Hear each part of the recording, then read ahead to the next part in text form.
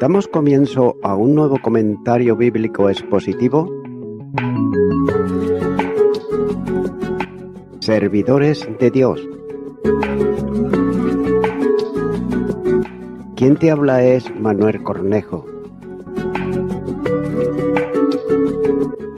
En esta ocasión estaré compartiendo sobre el libro de Génesis, en Génesis capítulo 18 y versículo 1, donde dice: Después le apareció Jehová en el camino de Mare, estando él sentado a la puerta de su tienda en el calor del día. Seguramente era un típico día de desierto oriental, y Abraham estaba descansando. Quizás pensaba en la renovación del pacto, también en las promesas que Dios le había hecho y en la institución del rito de la circuncisión, como sello y señal del pacto. Y fue en esa circunstancia que Jehová Dios, es decir, Cristo preencarnado, apareció a Abraham en el encinar de Mare. El texto dice que la aparición tuvo lugar en el calor del día, ya que ese era el momento propicio para que alguien que vivía en el desierto tomase un descanso. Pero Abraham no se molestó ni lo consideró oportuno, sino que se apresuró para recibir a su glorioso visitante. Continúa ahora con el versículo 2, donde dice: Y alzó sus ojos y miró, y aquí 3 varones, que estaban junto a él, y cuando los vio salió corriendo de la puerta de su tienda a recibirlos y se postró en tierra.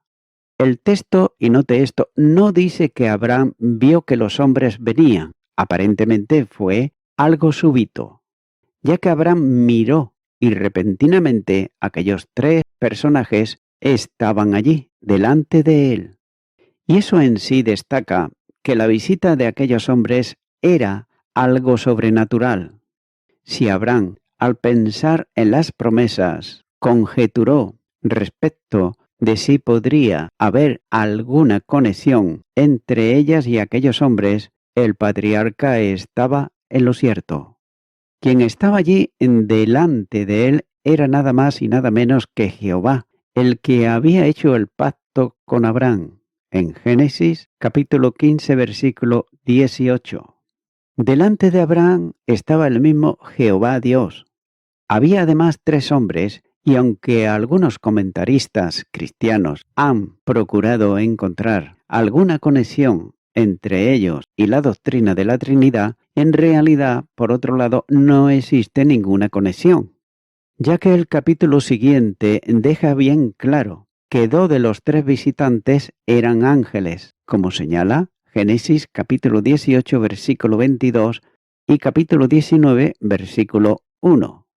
La extraordinaria energía que Abraham demostró para dar la atención a sus huéspedes ha sido interpretada como una señal de que él comprendió que se trataba de seres celestiales, aunque tal conclusión está sujeta también a debate, ya que por otro lado, algunos comentaristas modernos, apelando a algunas ilustraciones muy convincentes, han concluido que las acciones de Abraham eran simplemente características de la hospitalidad común de los beduinos. También debe de observarse, sin embargo, que Abraham dice que se postró en tierra y se dirigió a uno de ellos, llamándolo Señor, y asimismo se describe como tu siervo. Nótese aquí que ambas expresiones señalan un acto de absoluta reverencia y adoración de parte de Abraham. Continúa ahora con el versículo 3, donde dice: Y dijo: Señor, si ahora he hallado gracia en tus ojos, te ruego que no pases de tu siervo. El texto debe de leerse mi Señor, pero aún así se discute entre algunos expertos que es mi Señor, es decir, Adonai, o mi Señor, Adoni. La cuestión es que Abraham reconoce o no que el personaje que tiene delante no es un simple hombre, sino que es alguien con características de deidad.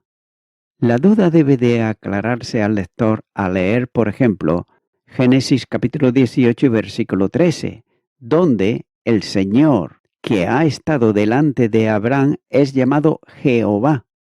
Probablemente Abraham no se percató él de que el ser con quien hablaba era el mismo Jehová hasta más adelante en la conversación, cuando le está diciendo si ahora he hallado gracia en tus ojos.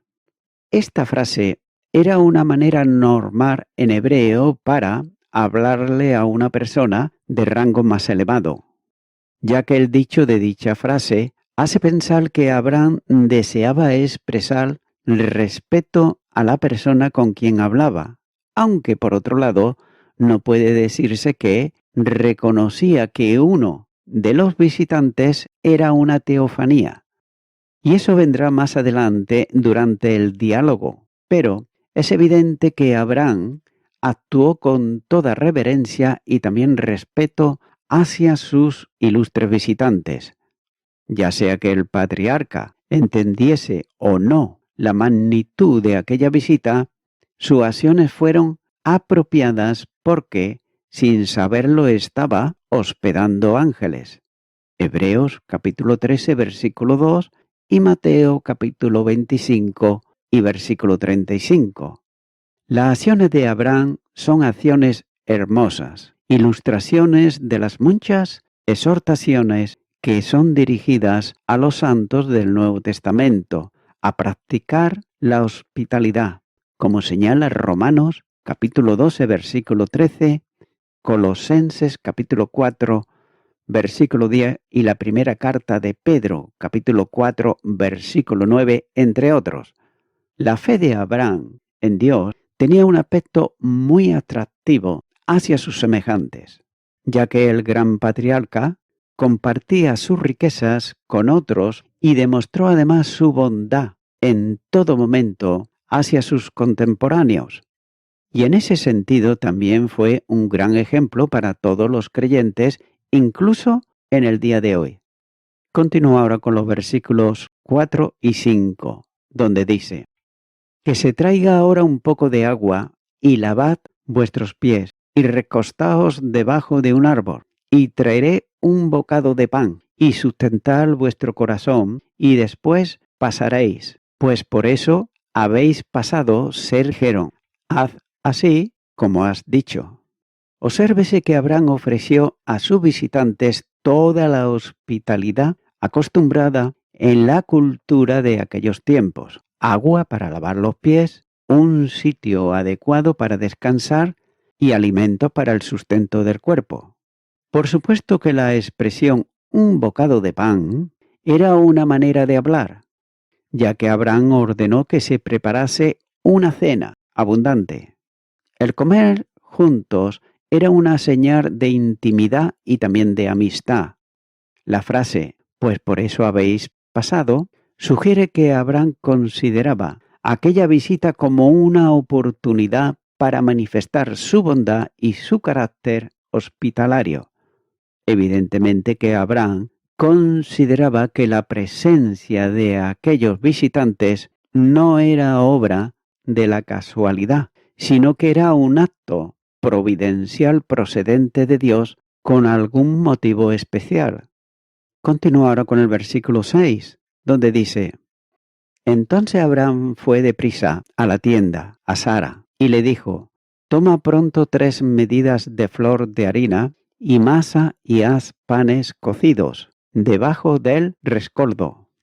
Nótese que Abraham se apresuró, y note que se presentan aquí las costumbres invariables de la vida pastoral oriental, ya que hay mucha harina y ganado vivo, pero las tortas tienen que ser amasadas y también horneada en el hogar, y además el ternero también tiene que ser sacrificado.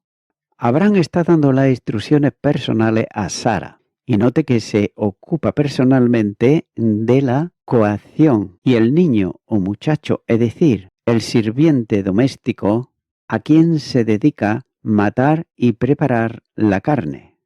Abraham mismo atiende a sus invitados. Unos 3 picotazos y por tanto una oferta sobreabundante para 3 comensales, un comer o 3 décimas de un seab, se consideraba suficiente para un hombre por un día de vuestro siervo. Y ellos, de Éxodo capítulo 16 y versículo 16. Pero note que Abraham tenía una casa numerosa y la abundancia era el carácter de la hospitalidad primitiva. Tortas de hogar, horneadas entre las brasas, mantequilla, aparentemente cualquier preparación de leche, crema, cuajada o mantequilla, todos los cuales se usan en Oriente. Continúa ahora con el versículo 7, donde dice: Y corrió Abraham a las vacas, y tomó un becerro tierno y bueno, y lo dio al criado, y éste se dio prisa a prepararlo. Los jefes de pastores más ricos, rara vez ellos se entregaban a la comida animal, y nunca se proporciona, excepto a los visitantes de un rango superior, cuando se sacrificaba un cabrito o un cordero. Un becerro es un tramo aún más alto de hospitalidad, como así señala el primer libro de Samuel, capítulo 28, versículo 24, y el Evangelio de Lucas, capítulo 15, versículo 23. Y probablemente se cocinaría como suele hacerse cuando se requiere prisa, ya sea asándolo entero o cortándolo en trozos pequeños y asándolos de brocheta sobre el fuego. El calor del clima hace imposible conservar la carne por mucho tiempo, por tanto se come tan pronto como también se cocina, y la costumbre se ha adoptado el gusto oriental para preferirlo recién matado, y siempre se come junto con grano hervido, nadando en mantequilla o grasa derretida, en la que se sumerge cada bocado de la carne, colocado sobre un trozo de pan antes de llevárselo con los dedos a la boca. Continuará con el versículo 8, donde dice: Tomó también mantequilla y leche y el becerro que había preparado y lo puso delante de ellos, y él se estuvo con ellos debajo del árbol y comieron. Leche cuajada o agria, llamada por los árabes leván. Este es un refrigerio común en las tiendas de los pueblos nómadas. La mantequilla se bate mediante un proceso muy singular, a saber, una piel de leche atada a un poste de la tienda, se balancea hacia adelante y hacia atrás por una mujer, que la sostiene con una cuerda larga hasta que se desprende la mantequilla. Y un plato de leche de camello termina la comida. Sigue diciendo que él se estuvo con ellos debajo del árbol. El propio anfitrión, a pesar de que tiene varios sirvientes, considera un acto de cortesía necesario permanecer de pie mientras sus invitados están comiendo. Y Abraham evidentemente hizo esto antes de darse cuenta del verdadero carácter de sus visitantes. Sigue diciendo, y comieron. Y seguramente lo hicieron porque habían asumido cuerpo físico. Kay y Delit comentan lo siguiente cuando dicen que el comer alimento material de parte de esos seres celestiales no fue una mera apariencia, sino que fue un hecho real, un hecho que puede atribuirse a la corporalidad que ellos habían asumido y puede considerarse como análogo de comer de parte del Señor resucitado y glorificado. Lucas capítulo 24 y los versículos 41 al 43 nos dice: Y como todavía ellos de gozo no lo creían y estaban maravillados, les dijo: ¿Tenéis aquí algo de comer? Entonces le dieron parte de un pez asado y un panal de miel, y él lo tomó y comió delante de ellos. Fin del comentario de Kay y Delit. El cuadro revelado por estos versículos es sin duda estupendo. Abraham, él disfrutó de una dulce comunión con el Señor durante el tiempo de aquella suculenta comida. Los seres humanos también disfrutamos de la comunión cuando compartimos alimentos alrededor de la mesa, comer juntos y hablar en comunión. Y voy concluyendo con esto. Jesús es Dios. Esta verdad es la base absoluta de la fe cristiana, ya que solo Dios puede perdonar pecados, por lo que aquel que se ofrece el perdón de los pecados debe ser Dios para que esa oferta sea real. También solamente Dios puede cambiar las manchas del leopardo, es decir, eliminando nuestra naturaleza adánica y dándonos una nueva naturaleza de Dios. Por otro lado, los grupos que enseñan que Jesús no es Dios, como por ejemplo los mormones y los falsos testigos de Jehová, están predicando un evangelio totalmente falso. El Nuevo Testamento es bien claro sobre la deidad de Cristo, como lo demostró el apóstol Pablo, cuando dice en Colosenses capítulo 2 y versículo 9, porque en él habita corporalmente la plenitud de la deidad. También Jesús mismo perdonó los pecados de sus seguidores. El Evangelio de Lucas, capítulo 5 y versículo 21 dice, entonces los escribas y los fariseos comenzaron a cavilar diciendo, ¿quién es este que habla blasfemias? ¿Quién puede perdonar pecados sino solo Dios? Y también el mismo Señor Jesús aceptó la adoración de los hombres que lo proclamaban Dios. El Evangelio de Juan, capítulo 20 y versículo 28 dice, entonces Tomás respondió y le dijo, Señor mío y Dios mío. Es vital que los cristianos entiendan y se aferren a este importante hecho, porque está en la misma base de nuestra fe, ya que cuando proclamamos a Jesucristo como Señor, lo estamos proclamando como Dios Creador. Amigo y amiga oyente, en Jesús habita corporalmente toda la plenitud de la deidad. Por tanto, Jesús es Dios, ya que Él recibió también adoración, y solamente Dios es quien recibe adoración.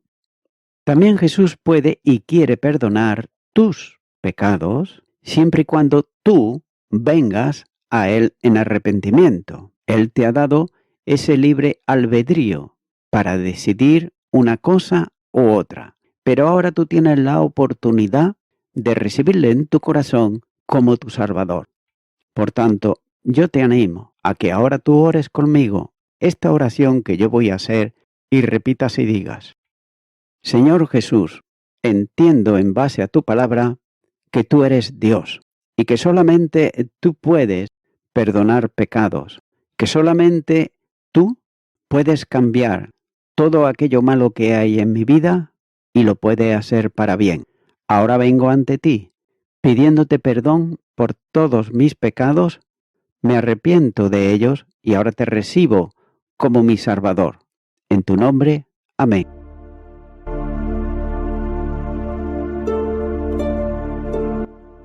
Amigo y amiga oyente, si tú has hecho esta oración de corazón, te recomiendo que comiences a orar a Dios, en primer lugar, en el nombre del Señor Jesucristo. Orar a Dios no es rezar, sino que es hablar con una persona.